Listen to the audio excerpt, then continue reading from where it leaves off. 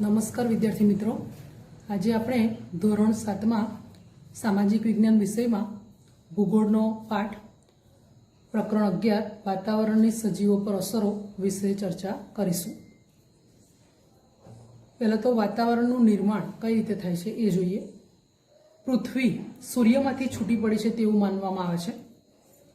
જ્યારે તેનો ઉદ્ભવ થયો ત્યારે તે અગનગોળા રૂપમાં હતી।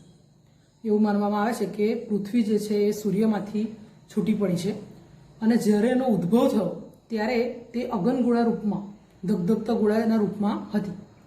આ ગરમ ગોળો ધીમે ધીમે ઠંડો પડવા લાગ્યો।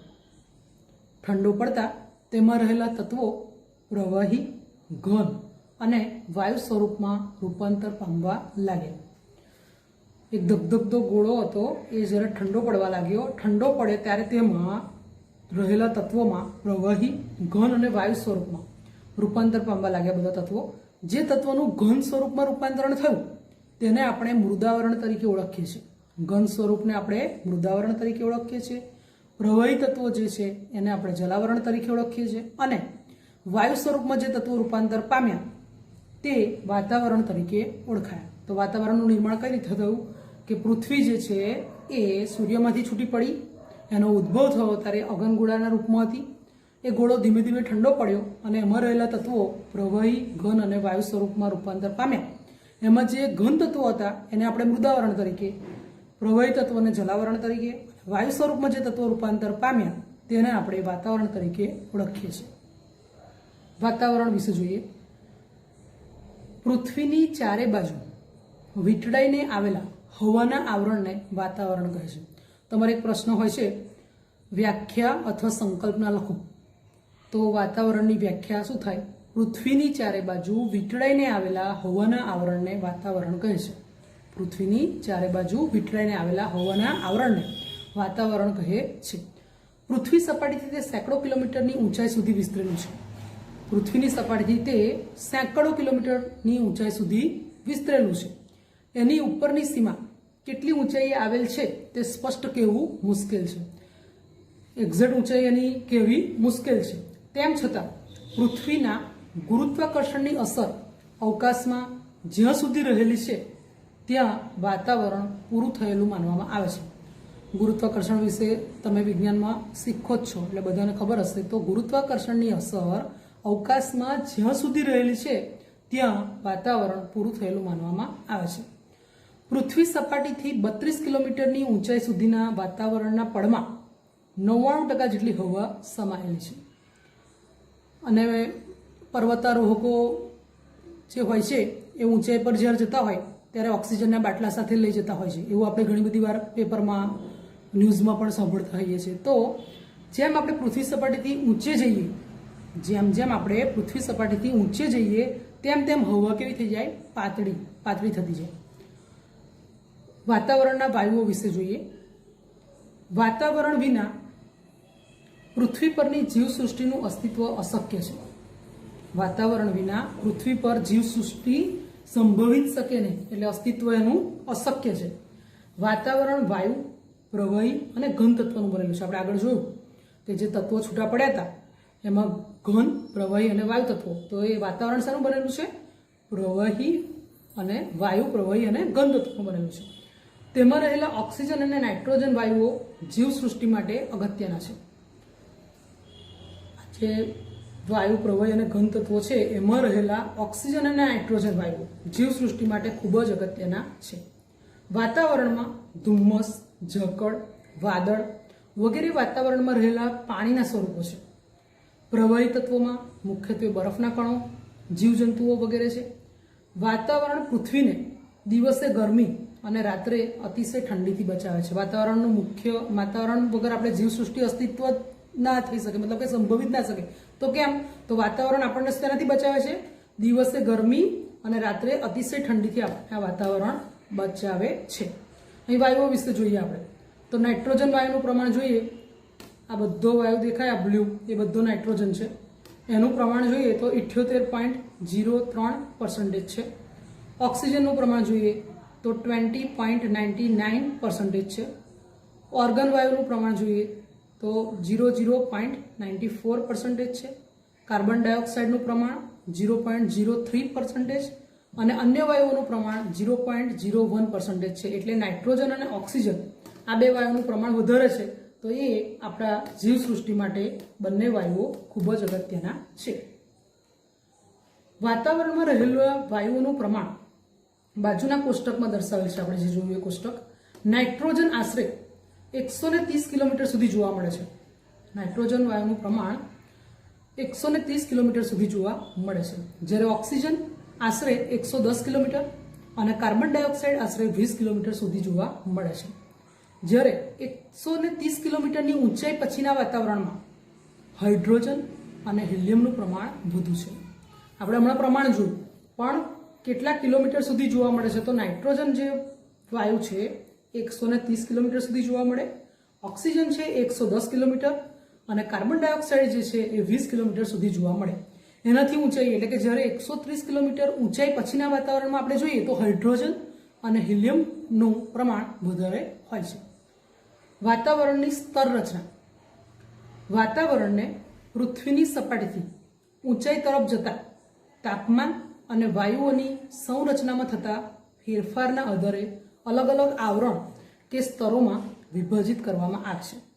વાતાવરણને પૃથ્વીની સપાટીથી આપણે ઊંચાઈ પર જઈએ તો તાપમાન અને વાયુઓની સંરચનામાં જે ફેરફાર થાય એના આધારે અલગ અલગ આવરણ કે સ્તરોમાં વિભાજિત કરવામાં આવે, એટલે ભાગ પાડવામાં આવે છે. આ ફેરફારના આધારે તેના 4 પેટા આવરણો પાડવામાં આવે છે. એટલે વાતાવરણના 4 ભાગ પાડવામાં આવ્યા છે. પહેલો જોઈએ તો ક્ષોભ આવરણ, સેકન્ડ નંબર જોઈએ તો સમતાપ આવરણ, થર્ડ નંબર મધ્યાવરણ અને ફોર્થ ઉષ્માવરણ. વાતાવરણના 4 પેટા આવરણો પાડવામાં આવ્યા છે. એમાં પહેલું છે ક્ષોભ આવરણ, બીજું સમતાપ આવરણ, મધ્યાવરણ અને ચોથું જે છે છેલ્લું એ ઉષ્માવરણ. હવે આપણે પહેલા ક્ષોભ આવરણ વિશે ચર્ચા કરીએ. પૃથ્વીને વીંટળાઈને આવેલા વાતાવરણના પ્રથમ આવરણને ક્ષોભ આવરણ કહે છે. પૃથ્વીને વીંટળાઈને આવેલા વાતાવરણના પ્રથમ આવરણને પહેલું જે આવરણ છે એ ક્ષોભ આવરણ. વિષુવવૃત્ત પર તે આશરે 16 કિલોમીટર, વિષુવવૃત્ત પર તે આશરે 16 કિલોમીટર, સમશીતોષ્ણ કટિબંધ પ્રદેશોમાં આશરે 12 કિલોમીટર અને ધ્રુવો પર આશરે 8 કિલોમીટર ઊંચાઈ સુધી ફેલાયેલું છે. આ જે ક્ષોભ આવરણ છે એ પૃથ્વીની સપાટીનું પ્રથમ આવરણ છે.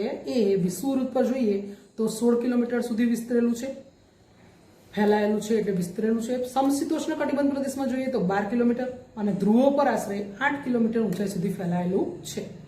ઋતુઓ મુજબ તેમાં ફેરફાર થાય છે. જેમ ઋતુ બદલાય એમ એમાં ફેરફાર થાય. આ આવરણ જીવસૃષ્ટિ માટે ખૂબ જ મહત્વનું છે. વાતાવરણના તોફાનો, અવાજના તરંગો, હવાની સંરચના, વીજળી, વરસાદ, વાદળો વગેરે આ આવરણમાં અનુભવાય છે. આ આવરણમાં એટલે કયા આવરણમાં? ક્ષોભ આવરણમાં. ક્ષોભ આવરણ આપણી જીવસૃષ્ટિ માટે ખૂબ જ મહત્વનું છે, કારણ કે જે વાતાવરણના તોફાનો છે, અવાજના તરંગો છે, હવાની સંરચના, વીજળી, વરસાદ, વાદળો વગેરે આ આવરણમાં એટલે કે ક્ષોભ આવરણમાં અનુભવાય છે. આ આવરણમાં પ્રતિ 1 કિલોમીટરની ઊંચાઈએ આશરે 6.5°C દરે તાપમાન ઘટે છે. આ આવરણ એટલે ક્ષોભ આવરણ. તો ક્ષોભ આવરણમાં પ્રતિ 1 કિલોમીટરની ઊંચાઈએ આશરે 6.5°C દરે તાપમાન ઘટે છે. જે ઊંચાઈએ પહોંચતા તાપમાન ઘટતું અટકી જાય, જે ઊંચાઈએ જતા તાપમાન ઘટતું અટકી જાય તે સીમાને ક્ષોભ સીમા કહે છે. ક્ષોભ સીમા એટલે શું? તો જે ઊંચાઈએ પહોંચતા તાપમાન ઘટતું અટકી જાય તે સીમાને શું કહેવાય? ક્ષોભ સીમા. એટલે આપણે પહેલું આવરણ જે જોયું એ જીવસૃષ્ટિ માટે ખૂબ જ મહત્વનું છે, ક્ષોભ આવરણ. હવે બીજું જોઈશું આપણે સમતાપ આવરણ. ક્ષોભ સીમાથી ઉપરના આવરણને સમતાપ આવરણ કહે છે, જે ક્ષોભ સીમાથી આશરે 50 કિલોમીટર સુધીની ઊંચાઈ સુધી વિસ્તરેલું હોય છે. ઊંચાઈની સાથે આ આવરણમાં તાપમાન વધે છે. જેમ જેમ ઊંચાઈ પર જાય એમ તાપમાન વધે છે. આ આવરણમાં ઋતુઓ, વાદળ, વરસાદ, ચક્રવાત વગેરે જોવા મળતા નથી. જો ખાસ અગત્યનું છે કે આ આવરણ એટલે કયું આવરણ? સમતાપ આવરણ. તો સમતાપ આવરણમાં વાદળ, વરસાદ, ચક્રવાત એટલે વાવાઝોડું જે આવે છે એ કંઈ જોવા મળતું નથી. અહીં હવા સ્વચ્છ અને પાતળી છે. જેથી જેટ વિમાનો ઓછા અવરોધ અને ઝડપથી ઉડી શકે છે. આ જે જેટ વિમાનો છે એ ઓછા અવરોધ અને ઝડપથી કેમ ઉડી શકે છે? તો આ સમતાપ આવરણમાં ઋતુઓ, વાદળ, વરસાદ, ચક્રવાત વગેરે જોવા મળતા નથી. આ આવરણમાં આશરે 15 થી 35 કિલોમીટરની ઊંચાઈએ ઓઝોન વાયુનું પ્રમાણ વધુ જોવા મળે છે, જે સૂર્યના અત્યંત ગરમ પારજાંબલી કિરણો, જેને ઇંગ્લિશમાં આપણે અલ્ટ્રા વાયોલેટ રેસ કહીએ છીએ, નું શોષણ કરે છે. તો ઓઝોન વાયુનું કાર્ય શું? કે જે સૂર્યના અત્યંત ગરમ પારજાંબલી કિરણો છે એનું એ શોષણ કરે છે. અને આ સમતાપ આવરણની બીજી એક વાત કે સમતાપ આવરણમાં જેટ વિમાનો જે છે એ ઓછા અવરોધ અને ઝડપથી ઉડી શકે છે. વિમાનો જે છે એ ઓછા અવરોધ અને ઝડપથી ઉડી શકે છે. અને ઓઝોન વાયુનું કાર્ય મેં કહ્યું એમ સૂર્યના અત્યંત ગરમ પારજાંબલી કિરણોનું એ શોષણ કરે છે. એટલે ઓઝોન વાયુ આપણા માટે ખૂબ જ ફાયદાકારક છે. મધ્યાવરણ સમતાપ આવરણની ઉપર આશરે 80 કિલોમીટરની ઊંચાઈ સુધીના વાતાવરણના ભાગને મધ્યાવરણ કહે છે. તેમાં ઊંચાઈ પર જતા તાપમાન ઘટતું જાય છે. મધ્યાવરણની વાત કરીએ તો સમતાપ આવરણની ઉપર આશરે 80 કિલોમીટર ઊંચાઈ સુધીના વાતાવરણના ભાગને મધ્યાવરણ કહેવાય છે. તેમાં ઊંચાઈ પર જઈએ એમ તાપમાન ઘટતું જાય છે. અને ચોથું અને છેલ્લું આવરણ આપણે જોઈએ ઉષ્માવરણ. મધ્યાવરણની ઉપર આ આવરણ આવેલું છે.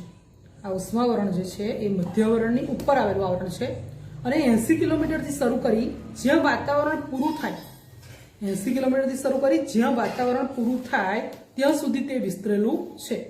અહીં હવા અતિશય પાતળી હોય છે. જેમ જેમ ઊંચાઈએ જઈએ તેમ તેમ તાપમાન વધતું જાય છે. આ આવરણને 2 પેટા વિભાગોમાં વહેંચવામાં આવી છે. આ જે ઉષ્માવરણ છે એના 2 ભાગ પાડવામાં આવે છે. એક છે આયનાવરણ અને બીજું છે બાહ્યવરણ. આયનાવરણ જે છે એમાંથી રેડિયો તરંગોનું પરાવર્તન થાય છે. 2 આવરણ જે છે પેટા વિભાગના એમાં પહેલું જે કહ્યું આપણે આયનાવરણ, એ આયનાવરણમાંથી રેડિયો તરંગોનું પરાવર્તન થાય. ટીવી છે, રેડિયો પ્રસારણ છે, ઇન્ટરનેટનો લાભ આપણે બધા વાપરીએ છીએ, તો ઇન્ટરનેટનો લાભ આ આવરણને આભારી છે. આ આવરણના કારણે જ એટલે કે ઉષ્માવરણમાં જે પેટા વિભાગ છે આયનાવરણ, એ આયનાવરણના કારણે જ આપણે ટીવી, રેડિયો પ્રસારણ અને ઇન્ટરનેટનો લાભ મેળવી શકીએ છીએ. આયનાવરણની ઉપરના આવરણને બાહ્યવરણ કહે છે. 2 આવરણો જે પેટા વિભાગ જોયા એમાં આયનાવરણ અને બાહ્યવરણ. તો આયનાવરણની ઉપરના આવરણને બાહ્યવરણ કહેવાય છે. હવામાન એટલે ટૂંકા સમયગાળાની વાતાવરણની સરેરાશ પરિસ્થિતિ. આ પણ વ્યાખ્યામાં પૂછાયું છે. હવામાન એટલે ટૂંકા સમયગાળાની વાતાવરણની સરેરાશ પરિસ્થિતિ. કોઈ પણ સ્થળ, પ્રદેશનું હવામાન, તાપમાન, ભેજ, વરસાદ, હવાનું દબાણ, ધુમ્મસ કે વાદળોના આધારે નક્કી થાય છે. કોઈ પણ પ્રદેશનું જે હવામાન છે એ શેના આધારે નક્કી કરવામાં આવે તો તાપમાનને આધારે. ભેજ, વરસાદ, હવાનું દબાણ, ધુમ્મસ કે વાદળોના આધારે નક્કી થાય છે. હવામાન સવાર, બપોર, સાંજ કે રાત્રિનું અલગ હોઈ શકે છે. આપણે જોઈએ તો વહેલી સવારે થોડું ઠંડુ વાતાવરણ, બપોર પછી ગરમી લાગે, ફરી પછી સાંજે થોડું ઓછું ને રાત્રે એકદમ ઠંડક.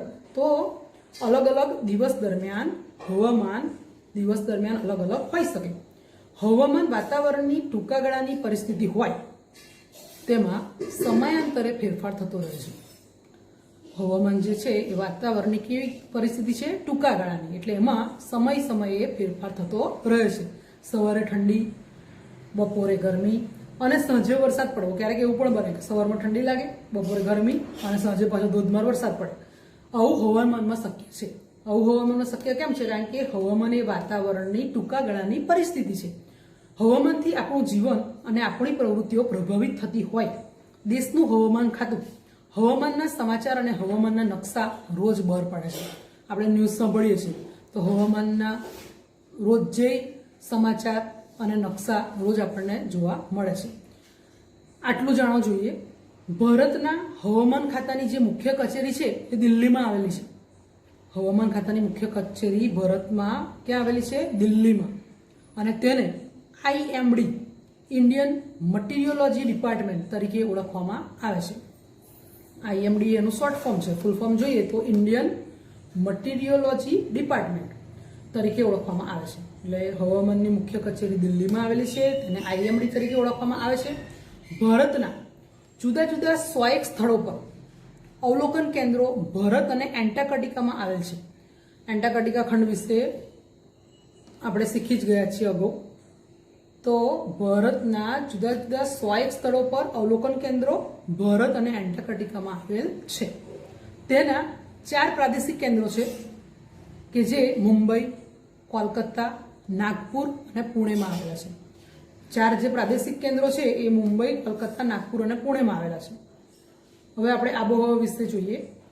સામાન્ય રીતે કોઈ પ્રદેશની 35 કે તેથી વધુ વર્ષોની સરેરાશ હવામાનની સ્થિતિ એટલે આબોહવા. કોઈ પ્રદેશની 35 કે તેથી વધુ વર્ષોની સરેરાશ હવામાનની સ્થિતિ એટલે આબોહવા. આબોહવા સ્થાનિક પરિસ્થિતિ, તાપમાન, ભેજ, વરસાદ, હવાનું દબાણ, ધુમ્મસ ને ધ્યાનમાં રાખીને નક્કી કરવામાં આવે છે. કોઈ પણ પ્રદેશની આબોહવા કઈ રીતે નક્કી કરવામાં આવે તો તાપમાન, ભેજ, વરસાદ, હવાનું દબાણ, ધુમ્મસ ને ધ્યાનમાં રાખીને નક્કી કરવામાં આવે. આબોહવા જે તે પ્રદેશની સજીવ સૃષ્ટિ, પ્રાણી સૃષ્ટિ અને માનવ જીવન તથા તેવી પ્રવૃત્તિઓને સીધી અસર કરે છે. આબોહવા જે છે એ સજીવ સૃષ્ટિ, પ્રાણી સૃષ્ટિ અને માનવ જીવન તથા પ્રવૃત્તિઓને સીધી અસર કરે છે. તાપમાન, હવામાં રહેલ ગરમીની સપાટીને તાપમાન કહે છે. હવામાં રહેલ ગરમીની સપાટીને શું કહેવાય છે? તાપમાન. વાતાવરણના તાપમાનમાં દિવસ અને રાત્રિ દરમિયાન જ ફેરફાર અનુભવાય છે. તાપમાન ઋતુઓ પ્રમાણે પણ બદલાય છે. શિયાળા કરતા ઉનાળામાં તાપમાન વધુ હોય છે. સૂર્યઘાત કે જેને ઇંગ્લિશમાં ઇન્સોલેશન કહેવાય છે એ તાપમાનના વિતરણને અસર કરતું મહત્વનું પરિબળ છે. સૂર્યઘાત જે છે એ તાપમાનના વિતરણને અસર કરતું એક મહત્વનું પરિબળ છે. સૂર્યઘાતનું પ્રમાણ વિષુવવૃત્તથી ધ્રુવો તરફ ઘટે છે. આ જે સૂર્યઘાત છે ઇન્સોલેશન એનું પ્રમાણ વિષુવવૃત્તથી ધ્રુવો તરફ જઈએ ત્યારે ઘટે છે.